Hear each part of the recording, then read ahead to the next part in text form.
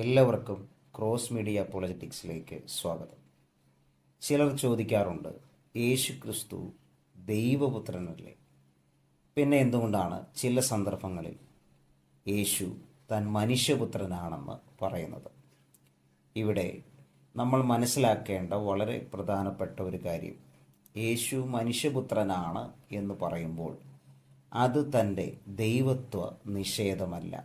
ദൈവത്വം വിട്ടൊഴിഞ്ഞല്ല യേശു ഈ ഭൂമിയിലേക്ക് വന്നത്, മറിച്ച് ദൈവത്വത്തോടു കൂടെ മനുഷ്യത്വം കൂടി സ്വീകരിച്ചുകൊണ്ടാണ് യേശു ഭൂമിയിലേക്ക് വന്നത്. അർത്ഥം, യേശു ഭൂമിയിൽ ആയിരുന്നപ്പോൾ ദൈവവും മനുഷ്യനുമായിരുന്നു. യേശു തൻ്റെ ദൈവത്വം അവകാശപ്പെടുന്ന, അല്ലെങ്കിൽ യേശു ദൈവമാണെന്ന് കൃത്യമായും വ്യക്തമായും പറയുന്ന നിരവധി ഭാഗങ്ങൾ ബൈബിളിലുണ്ട്. മത്തായി എഴുതിയ സുവിശേഷം 16-ാം അധ്യായം, യോഹന്നാൻ്റെ സുവിശേഷം 8-ാം അധ്യായം, 10-ാം അധ്യായം, ഈ ഭാഗങ്ങളിലെല്ലാം മറ്റ് ചില ഭാഗങ്ങളിലും വളരെ കൃത്യമായത് പറയുന്നുണ്ട്.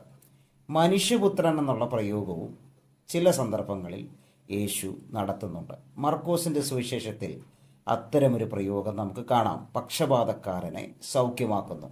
അവിടെ പക്ഷേ വിചിത്രമായ മറ്റൊരു കാര്യം കൂടി യേശു പറയുന്നുണ്ട്. മനുഷ്യപുത്രന് പാപങ്ങളെ മോചിക്കാൻ അധികാരമുണ്ട്. പാപങ്ങളെ മോചിക്കുവാൻ ദൈവത്തിന് മാത്രമേ അധികാരമുള്ളൂ. ഇവിടെ ഇതാ മനുഷ്യപുത്രന് അധികാരമുണ്ടെന്ന് യേശു പറയുന്നു. അതിൻ്റെ അർത്ഥം എന്താണ്?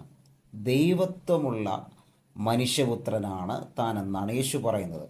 ഈ മർക്കോസിൻ്റെ സുവിശേഷത്തിൽ തന്നെ മഹാപുരോഹിതൻ യേശുവിനെ വിസ്തരിക്കുമ്പോൾ ആകാശമേഘങ്ങളിൽ മടങ്ങി വരുന്ന മനുഷ്യപുത്രനെക്കുറിച്ചും യേശു പറയുന്നുണ്ട്. മർക്കോസിൻ്റെ സുവിശേഷമാണ് ആദ്യം എഴുതിയ സുവിശേഷം എന്നുള്ള കാര്യം കൂടി നമ്മൾ മനസ്സിലാക്കണം.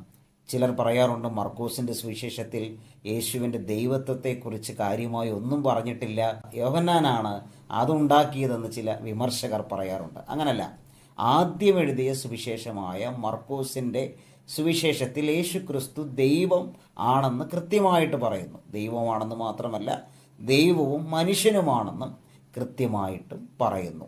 ഇവിടെ മനുഷ്യപുത്രൻ ആകാശമേഘങ്ങളിൽ വരും എന്നുള്ള യേശുവിൻ്റെ പ്രയോഗം ദാനിയേൽ പ്രവാചകനിൽ നിന്ന് കടമെടുത്ത് പറയുന്നതാണ്. ദാനിയേൽ പ്രവാചകൻ ആകാശമേഘങ്ങളിൽ വരുന്ന നിത്യാധിപത്യമുള്ള, അവസാനിക്കാത്ത രാജ്യത്വമുള്ള ഒരു മനുഷ്യപുത്രനെ കുറിച്ച് പറയുന്നുണ്ട്.